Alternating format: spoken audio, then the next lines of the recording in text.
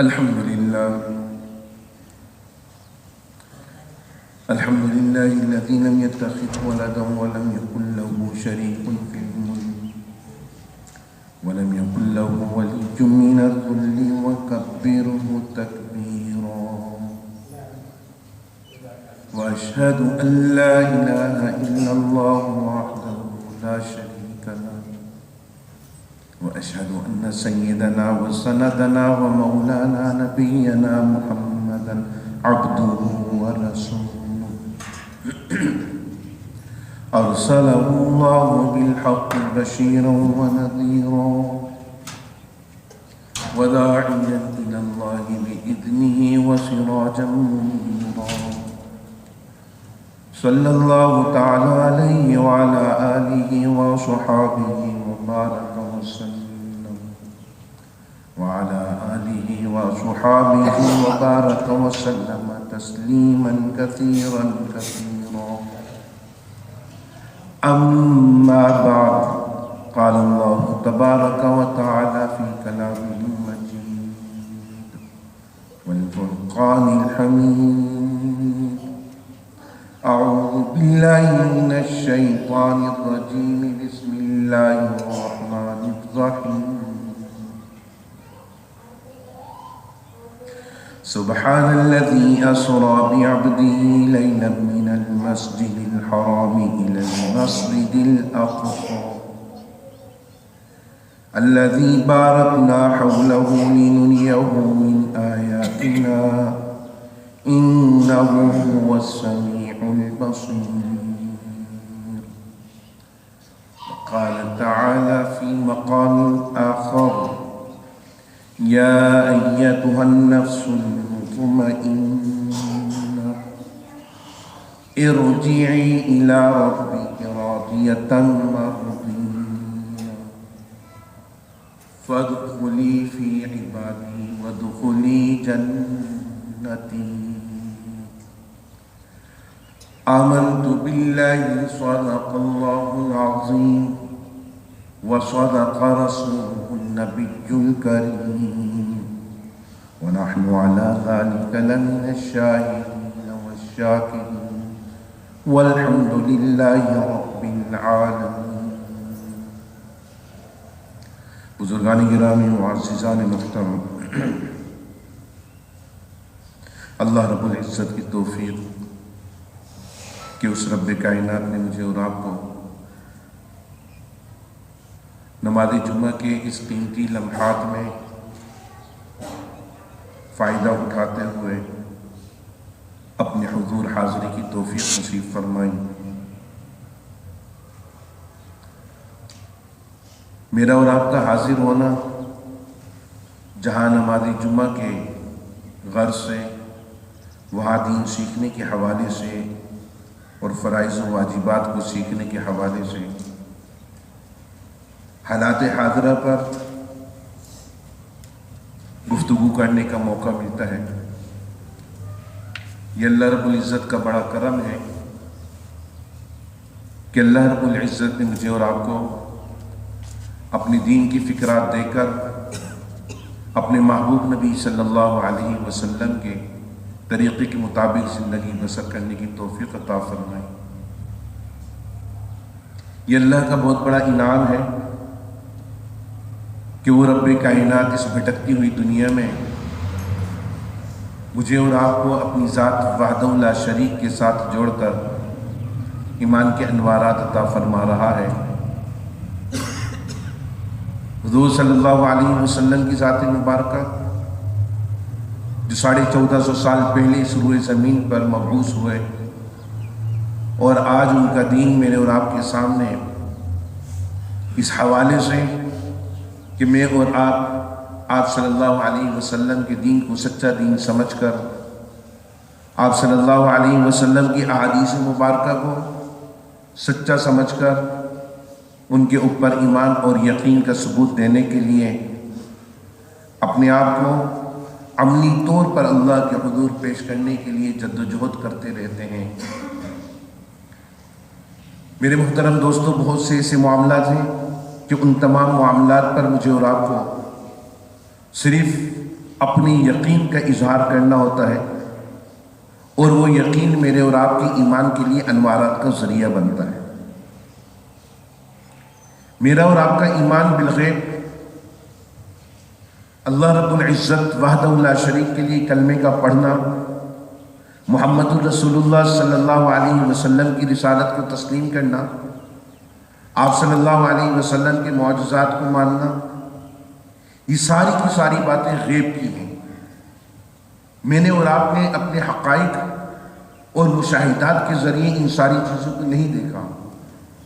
مجھ تک اور آپ تک جو باتیں اللہ کے دین کی پہنچی، وہ سارے کے سارے معاملات سے اعتماد اور اعتبار پر اور یقین پر مجھ سے اور آپ سے مطالبہ اس بات کا کرتے ہیں کہ میں اور آپ اپنے یقین کو بنانے کے لیے اللہ رب العزت کے بتائے ہوئے معاملات اور محبوب کائنات کے ان سارے طریقوں کو صادق سمجھ کر آپ صلی اللہ علیہ وسلم کی اتباع میں آپ کی طرف جو شریعت بھیجی گئی اس شریعت کو لے کر چلنا اپنے لیے سعادت سمجھتے ہیں۔ میرے اور آپ کے سامنے یہ حالات، وقت کا اتار چڑھاؤ، میرے اور آپ کے سامنے جہاں موسموں کی تبدیلی ہوتی ہے وہاں مہینوں کی تبدیلی بھی آتی ہے۔ کچھ مہینے آغاز کا ذریعہ بنتے ہیں، کچھ مہینے اختتام کا ذریعہ بنتے ہیں، کچھ درمیان میں ایسے مہینے آتے ہیں کہ جن کو انتہائی محترم قرار دیا جاتا ہے، کچھ مہینوں میں ایک مہینہ ایسا آتا ہے جس کو اللہ کا مہینہ قرار دیا جاتا ہے۔ ان تمام مہینوں میں میرے اور آپ کے لیے اللہ رب العزت کی طرف سے اور محبوب کائنات سرور دو عالم صلی اللہ علیہ وسلم کی طرف سے کچھ ایسے معاملات پیش کیے جاتے ہیں کہ جن معاملات کو میرے اور آپ کے یقین کامل کے ساتھ ایمان کا نور کا ذریعہ بنتے ہیں۔ انہی میں سے آج رجب المرجب کی 23 تاریخ ہو گئی ہے، اور میرے اور آپ کے سامنے ایک بات آتی ہے کہ رجب کے مہینے میں آپ کی رسالت مآب صلی اللہ علیہ وسلم کو معراج نصیب ہوئی۔ معراج ایک ایسا عمل آپ صلی اللہ علیہ وسلم کے سامنے پیش ہوا، ایک ایسا آپ صلی اللہ علیہ وسلم کے سامنے مشاہدے کو پیش کیا گیا جن مشاہدات پر سوائے یقین کے اور کوئی چیز نہیں ہے۔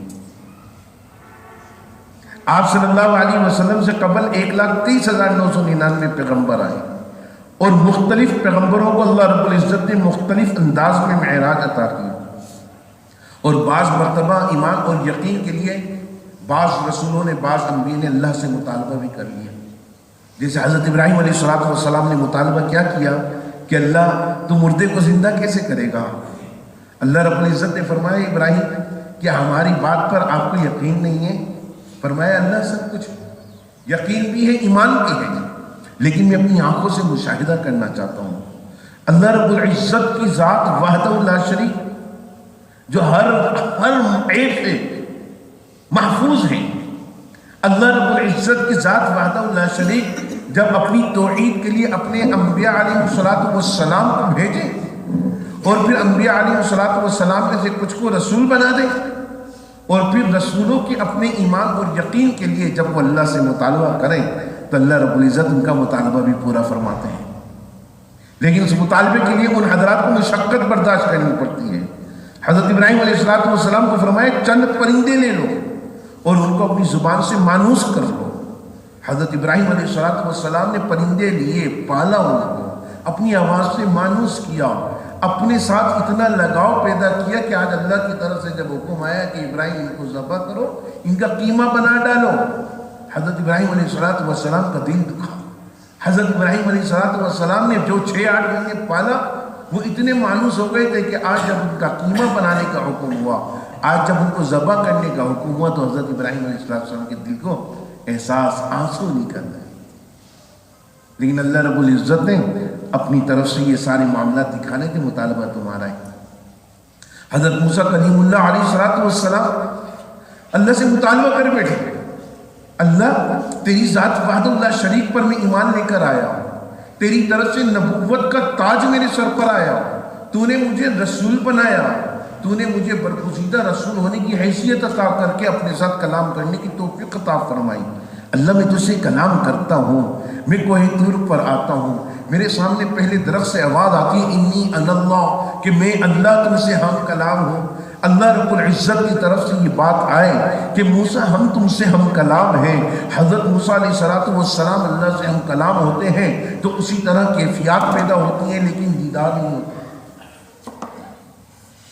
اللہ رب العزت ان سے ہم کلام ہو رہے ہیں، کیا شان ہے! حضرت موسیٰ علیہ السلام اللہ سے ہم کلام ہو رہے ہیں، لیکن حضرت موسیٰ علیہ السلام کے دل میں اچانک ایک تڑپ پیدا ہو جاتی ہے، کس چیز کی؟ اللہ تیری آواز تو سنتا ہوں، اللہ تیرا دیدار کرنے کو جی چاہتا ہے، اللہ تجھ سے ہم کلام تو ہوتا ہوں لیکن بالمشافہ تجھے دیکھنا چاہتا ہوں، اللہ تجھے تیری ذات پر میرا ایمان بھی ہے، یقین بھی ہے، لیکن اس ایمان اور یقین کی ترقی کے لیے میں چاہتا ہوں تیرا دیدار بھی ہو۔ موسیٰ نہیں کر سکتے ہماری تجلیات کو برداشت، اللہ اگر تھوڑا سا ہو جائے، موسیٰ دیکھو ہم تو کروانے کے لیے تیار ہیں لیکن تم ہماری تجلیات کو بھی برداشت نہیں کرو گے، ہم اپنی تجلی کا ظہور اس پہاڑ پر کریں گے، تم اس پہاڑ پر نظر کرنا، اگر تمہاری نظر ٹھہر جائے ان تجلیات کو دیکھ لیں تو موسیٰ تم ہم کو دیکھ سکو گے، نہیں تو نہیں۔ حضرت موسیٰ علیہ السلام نے اللہ سے مانگ لیا، کیا کریں، اللہ کے لاڈلے پیغمبر تھے، اللہ سے ہم کلام ہوتے تھے۔ اللہ رب العزت نے فرمایا ٹھیک ہے موسیٰ ہم اپنی تجلیات کا ظہور پہاڑ پہ کر رہے ہیں، ذرا تم دیکھو۔ فصعق موسیٰ، حضرت موسیٰ علیہ السلام نے جو اس تجلیات کو دیکھا فوراً گر گئے، بیہوش ہو۔ حضرت موسیٰ علیہ السلام اللہ کی تجلیات کو برداشت نہ کر سکے، اللہ رب العزت کی تجلیات کو برداشت نہیں کیا۔ حضرت ابراہیم نے اللہ سے مانگا کہ وہ مردے کو کیسا زندہ کرے گا، اللہ نے وہ دکھا ڈالا ان کو۔ حضرت موسیٰ نے اللہ سے ہم کلام ہونے کا شرف حاصل کر کے مطالبہ کر لیا، اللہ تیرے کو دیکھنا چاہتا ہوں۔ اللہ رب العزت نے اپنا دیدار نصیب کرنے کے لیے تجلیات کا ظہور فرمایا، موسیٰ برداشت نہ کر سکے، اور جب اٹھے تو فرمایا سبحان اللہ، تیری ذات پاک، تیری ذات واقعی وحدہ لا شریک ہے جس کو کوئی آنکھ نہیں دیکھی۔ آج اللہ رب العزت کی طرف سے کائنات کے تمام نبیوں کی سرداری کا تاج پہن کر محبوب کائنات اس روئے زمین پر، محبوب کائنات کی نبوت اس روئے زمین پر، محبوب کائنات کا انتخاب تمام رسولوں کی رسالت کا تاج پہنا کر، محبوب کائنات کو جو شریعت عطا کی جا رہی ہے وہ شریعت تمام کائنات کی شریعتوں کی سرداری کا تاج لے کر آتی ہے۔ آج محبوب کائنات کو اللہ خود اپنے پاس بلا کر کہتا ہے تو اللہ کا دیدار کر۔ آج اللہ رب العزت اپنے دیدار کے لیے محبوب کائنات کو آسمان پر بلانا چاہ رہے ہیں، اور آسمان پر بلانے کے لیے ایک رات کے اس سفر کو اللہ رب العزت قرآن میں ذکر کر کے قیامت تک کے حوالے سے میرے اور آپ کے سامنے ذکر کیا جا رہا ہے۔ اور صرف اللہ رب العزت اپنے دیدار کے حوالے سے بات نہیں کر رہے بلکہ اللہ رب العزت اپنے قدرت کی نشانیاں بھی دکھا رہے ہیں۔ لِنُرِيَهُ مِنْ آيَاتِنَا، اللہ رب العزت اپنی قدرت کی نشانیاں دکھا کر محبوب کائنات کے سر پر جو کائنات کے رسولوں کی سرداری کا تاج رکھا، محبوب کائنات کے سر پر تمام کائنات کے نبیوں کی نبوت کی سرداری کا جو تاج رکھا گیا، اس میں سردار الانبیاء بھی تو قرار دینا ہے۔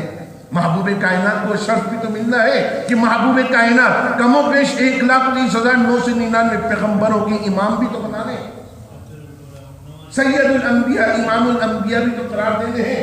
محبوب کائنات کو بلایا جا رہا ہے، محبوب کائنات کو بلانے کے لیے سواری کا انتظام کیا جا رہا ہے، محبوب کائنات کے لیے اس فرشتے کا انتخاب کیا جا رہا ہے جس فرشتے کو کائنات کے تمام فرشتوں کی سرداری کا تاج عطا ہوا۔ وہ فرشتہ جبریل علیہ السلام ہے۔ جبریل علیہ السلام آپ صلی اللہ علیہ وسلم کے لیے آتے ہیں۔ کہاں پر آتے ہیں؟ حتیم کے مقام پر۔ آپ صلی اللہ علیہ وسلم استراحت فرما رہے ہیں۔ بعض روایات میں آتا ہے کہ آپ ام ہانی کے کمرے میں ہیں، ام ہانی کے حجرے مبارک میں، آپ صلی اللہ علیہ وسلم وہاں استراحت فرما رہے ہیں اور جبریل علیہ السلام تشریف لاتے ہیں۔ اب اتنا لمبا سفر ہے، آپ صلی اللہ علیہ وسلم کی ذات مبارکہ اتنے لمبے سفر پر جائے گی، اور آپ صلی اللہ علیہ وسلم کی ذات مبارکہ مسجد حرام سے مسجد اقصیٰ تک پہلے جا کر وہاں پر انبیاء علیہ السلام کے ساتھ امامت ہوگی۔ آپ صلی اللہ علیہ وسلم کو وہاں سے آسمانوں کی طرف لے جایا جائے گا، پھر آسمانوں سے 7 آسمانوں تک سیر کرائی جائے گی۔ اللہ رب العزت جنت کا دیدار بھی کروائیں گے، جنت بنائیے، آخر کوئی تو ہے جو جنت کو دیکھ لیں۔ اللہ رب العزت نے جہنم بھی تو بنائی ہے، جہنم میں کون جائیں گے ان کا بھی دیدار۔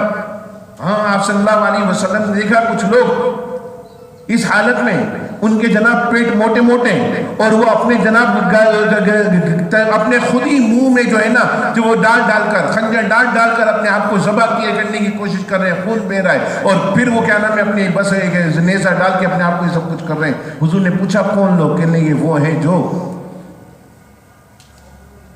پیٹھ پیچھے بندہ مومن کی برائیاں کریں، پیٹھ پیچھے بندہ مومن کے وہ جو آج کے دور میں کہا جاتا ہے نا منہ پہ بڑے میٹھے ہیں اور پیٹھ پیچھے غیبت بھی کرتے ہیں چرا بھی گھونپتے ہیں، غیبت بھی کرتے ہیں چرا بھی گھونپتے ہیں، عزت ہم نے ایسے کرتے ہیں جیسے ان سے بڑا عزت کرنے والا کوئی نہیں، اور پیٹھ پیچھے باتیں ایسے کرتے ہیں کہ اللہ ڈر لگتا ہے کہ ان سے بڑا سالا دشمن بھی کوئی ہے۔ آج کل تو یہی حالات ہے نصاروں کے، سامنے تو بڑی عزت ہے اور پیٹھ پیچھے بڑی ذلت کا سامنا ہے۔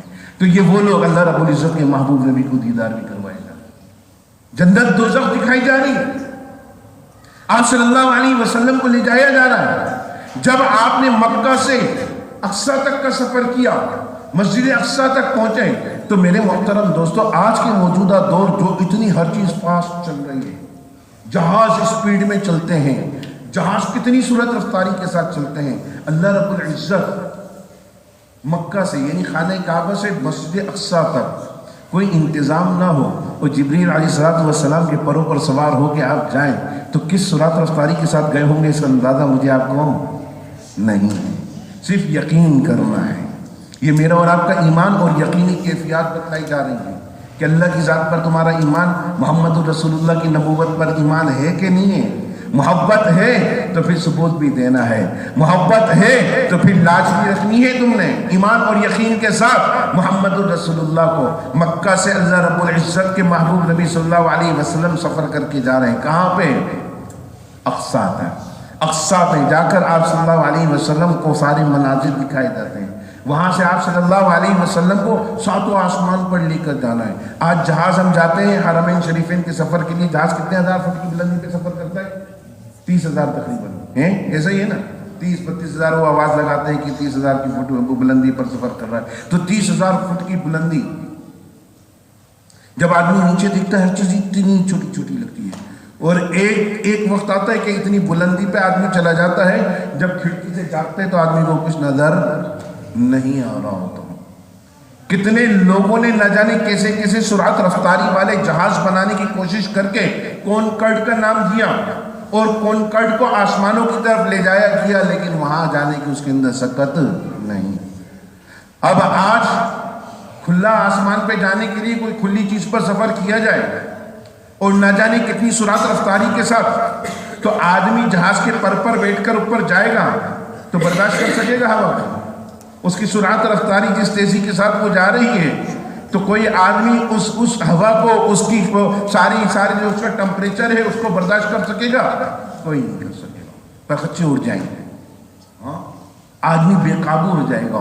لیکن اللہ رب العزت نے ایسی سواری کا انتظام کیا کہ محبوب کائنات کو تکلیف بھی نہ ہو، براق ایسے اڑتا ہوا جائے کہ میرے محبوب کو تکلیف نہ ہو، براق ایسا اڑتا ہوا جائے کہ میرے محبوب کو خوف زدہ نہ ہونا پڑے، براق اڑتا ہوا جائے تو میرے محبوب کو کوئی ایسی الجھن نہ ہو کہ محبوب اپنے آپ کو سنبھالنے کی کوشش کریں۔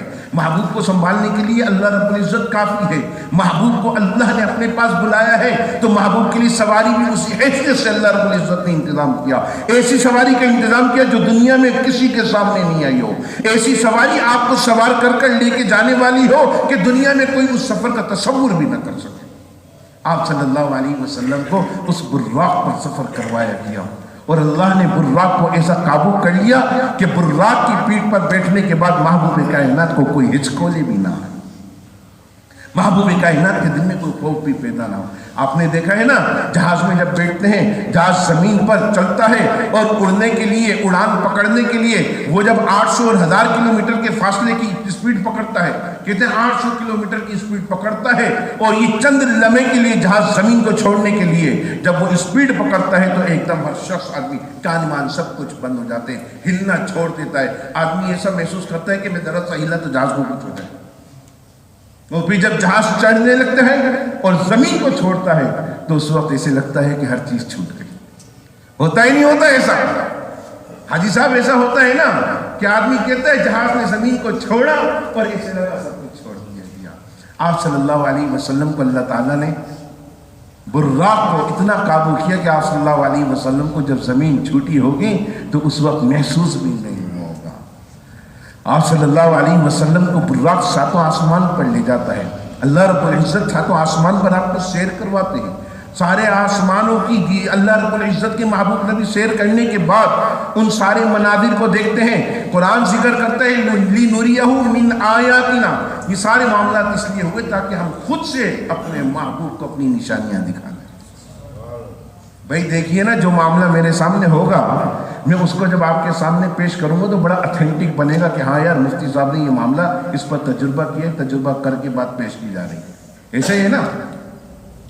آپ صلی اللہ علیہ وسلم جب مشاہدات کر رہے ہیں، اب مجھے اور آپ کو ایمان اور یقین کے ساتھ جب آپ معراج سے واپس آ جاتے ہیں، جب آپ معراج کا واقعہ پیش کرتے ہیں صبح، کئی لوگوں کے سامنے پیش کرنے سے پہلے آپ صلی اللہ علیہ وسلم پہلے سوچتے ہیں کہ یار پتہ نہیں کوئی میری بات کو یقین کرے نہ کرے، کوئی مانے نہ مانے، لیکن جب آپ صلی اللہ علیہ وسلم نے پیش کیا تو جن کے دلوں میں زنگ تھا، جن کے دلوں میں میل پایا جاتا تھا، جن کے دلوں پر اللہ کی طرف سے مہر لگی ہوئی تھی، آپ صلی اللہ علیہ وسلم جیسی کائنات کی شخصیت، آپ صلی اللہ علیہ وسلم جیسے نبوت جن کو عطا ہوئی ہو، جن کو محبوب کا لقب دیا گیا ہو، جن کے سر پر رسالت کی سرداری کا تاج رکھا گیا ہو، وہ پیش کریں اور پھر ماننے والے انکار کر جائیں تو دوستوں ذرا بتائیے کیا دل پہ گزرتی ہوگی۔ آپ صلی اللہ علیہ وسلم افسردہ ہوئے، آپ صلی اللہ علیہ وسلم کے چہرے انور پر پریشانی کے آثار آئے، اچانک آپ کو دلاسا دینے کے لیے آپ کا یار غار آتا ہے، اچانک دلاسا دینے کے لیے آپ صلی اللہ علیہ وسلم کا یار سفر آتا ہے، اچانک دلاسا دینے کے لیے آپ صلی اللہ علیہ وسلم کے پاس ابو بکر آتے ہیں، فرماتے ہیں حضور جو بات کہیے مجھے بتائیے، میں ہر بات پر آمنا بھی کہوں گا، صدقنا بھی کہوں گا، مجھے دلیل کی ضرورت نہیں، میرے کو وہ مشاہدات جو آپ دیکھ کے آئے ان میں سے ایک مشاہدات کی دلیل کی ضرورت نہیں، آپ جو بات کریں گے میرے سامنے ایسی صادق ہوگی، ایسی سچی ہوگی جیسے سورج نکلنا میرے لیے سچا ہے کہ سورج نکلا ہے، آپ کی بات بھی اسی طرح سچی۔ آپ صلی اللہ علیہ وسلم کو فرمایا آپ اس بات پر کیوں غم کریں؟ ابو بکر نے جب تصدیق کر لی ہے بس ابو بکر کو کسی دلیل کی ضرورت نہیں ہے، آپ کے معراج کی سب سے پہلے تصدیق کرنے والی شخصیت ابو بکر بنتی ہے، آپ کی دعوت پر ایمان لانے والی سب سے پہلی شخصیت ابو بکر بنتی ہے، آپ کی نبوت پر سب سے پہلے ایمان لا کر اظہار کرنے والی ابو بکر بنتی ہے، آپ کے ساتھ ہجرت کرنے والی شخصیت سب سے پہلے ابو بکر بنتی ہے، اور میرے اور آپ کے سامنے یہ ساری چیزیں آتی ہیں اس لیے کہ میں اور آپ بھی اپنے ایمان اور ایقان کے ساتھ محمد الرسول اللہ کی رسالت اور محمد الرسول اللہ کے معجزات پر یقین کر لیں۔ میرے دوستو یہ ایمان اور یقین کی بات ہے۔ معراج نصیب ہوئی، اب معراج کے واقعات ایسے نہیں ہے کہ میں اور آپ بس مزے لے لے کر سنیں اور سنائیں، نہیں، معراج کے واقعات میں میں اور آپ اپنا یقین بنائیں کہ اللہ رب العزت کی ذات وحدہ لا شریک اس چیز پر قادر ہے کہ محبوب کائنات کو زمین سے آسمان تک اور آسمان سے سدرۃ المنتہا تک اور سدرۃ المنتہا کے بعد اپنے دیدار تک لے جانے کے لیے انتظام بھی خود کر سکتا ہے، اور میرا مالک ایک رات میں اتنے طویل سفر کو مختصر بھی بنا سکتا ہے۔ کیوں؟ کہ اللہ رب العزت کی ذات وہ وحدہ لا شریک ذات ہے جو وہ علی کل شیء قدیر، ہر چیز پر قدرت رکھنے والی ہے۔ میرے محترم دوستو، اب ان ساری باتوں کو سمجھنے کے لیے میرے اور آپ کے ایمان اور یقین پر کتنا اثر پڑتا ہے یہ دیکھنا ہے۔ میں اور آپ اپنے ایمان اور یقین کو کتنا بناتے ہیں۔ بات تو پیش کی جاتی ہے، میں بھی اکثر و بیشتر بات پیش کرتا ہوں کہ دریائے رحمت جوش میں تھا، امی عائشہ رضی اللہ تعالی عنہا حضور صلی اللہ علیہ وسلم کے چہرے انور کو دیکھتی ہیں اور آپ دیکھ کر کہتی ہیں آج تو دریائے رحمت جوش میں ہے، مجھے لگ رہا ہے آپ کے چہرے پہ خوشی کے آثار بھی ہیں۔ فرمایا ہاں عائشہ جو پوچھنا ہے پوچھو۔ امی عائشہ رضی اللہ تعالی عنہا پوچھنے کے لیے کہتی ہیں اجازت لے، اجازت ہے تو کسی سے پوچھ لوں؟ کہتے ہیں جاؤ پوچھ لو۔ کہتی ہیں ابا جان سے پوچھوں گی۔ ابا جان سے پوچھا گیا تو ابا جان نے کیا پوچھوایا کہ محبوب کائنات سے پوچھو کہ ہجرہ وہ جو آپ نے معراج کی رات نصیب ہوئی تھی اللہ وحدہ لا شریک کے ساتھ، جو آپ کی خلوت میں جو گفتگو ہوئی اور راز و نیاز کی جو گفتگو ہوئی، ان میں سے کوئی ایک تو بتا دیجئے۔ دوستو آپ صلی اللہ علیہ وسلم نے جب اس بات کا ذکر فرمایا تو ابو بکر صدیق رضی اللہ تعالی عنہ کے پاس جب وہ بات پہنچی تو انہوں نے رونا شروع کر دیا۔ امی عائشہ نے پوچھا ابا کیوں رو رہے؟ بات تو بڑی قابل غور اور ماشاءاللہ خوشی کی بات ہے۔ فرمایا ہاں خوشی کی بات ہے. بات کیا تھی؟ وہ جب میں بخشا بتاتا ہوں آپ کو. وہ بات یہ تھی، امی عائشہ نے پوچھا تو حضور نے فرمایا اللہ نے ضمانت دی. اللہ نے ضمانت دی بندہ مومن، کسی بندہ مومن کے ٹوٹے دل کو جوڑ کر اس کے لیے کوئی ہمدردی کر دے. ٹوٹے دل والے کو سہارا دیا جائے، ٹوٹے دل والے کے ساتھ ہمدردی کی جائے، کسی کے ساتھ ہمدردی دیکھ کر کے اس کا حوصلہ بلند کیا جائے. تو فرمایا اللہ نے فرمایا میں خود اس کے لیے ضمانت دیتا ہوں جنت کی. تو امی عائشہ فرماتی ہیں ابا خوش ہونا چاہیے. ابا کہنے لیں بیٹا نہیں، میں ڈر رہا ہوں، میں رو رہا ہوں. کس بات سے؟ کہ بندہ مومن اگر کسی دوسرے بندہ مومن کا دل توڑے گا تو اللہ پھر اس کی کس بات کی ضمانت دے گا؟ تو اس کا مطلب ہے کہ اس کی ضمانت جہنم کی ہے. آج یہ ساری چیزیں ہو رہی ہیں کہ نہیں ہو رہی ہیں؟ آج ان سارے حالات اور معاملات پر میں اور آپ یہ سارے معاملات کر رہے ہیں نہیں کر رہے ہیں؟ حاتم طائی کا نام سنا ہے کسی نے؟ حاتم طائی سمجھتے ہیں نا؟ حاتم طائی، حاتم طائی اپنی سخاوت میں بڑا مشہور تھا. حاتم طائی کی سخاوت اتنی مشہور ہوئی کہ حاتم طائی اپنے نام سے نہیں پہچانا گیا، حاتم طائی اپنی سخاوت سے پہچانے جانے لگا. اتنا اللہ تعالیٰ کی طرف سے وہ سخی ہوا کہ اس کی سخاوت کے نام سے وہ مشہور ہو گیا. سب اس کو کیا کہتے ہیں؟ حاتم طائی. ہاں حاتم طائی، حاتم طائی. وہ کہتے ہیں نا اگر کسی نے کچھ تھوڑا سا خرچہ کیا تو کہتے ہیں یار اس نے جو خرچہ کیا اسے تو حاتم طائی کے پیٹ پہ لات مار دی. یہ بھی کہا جاتا ہے نا، تو مقولہ بنے ہوئے. تو میرے دوستوں حاتم طائی کے کچھ ایک واقعہ سنا کے بعد ختم کرتا ہوں. حاتم طائی اپنے نام سے حاتم طائی کیوں بنا یہ بھی بتاتا ہوں. حاتم طائی نے لوگوں سے کہا کہ میرے پاس جب 4 باتوں کا علم آیا تو میں نے اپنے آپ کو ہر بات سے دور کر لیا. میں نے اپنے آپ کو ہر ایک بات سے دور کر لیا.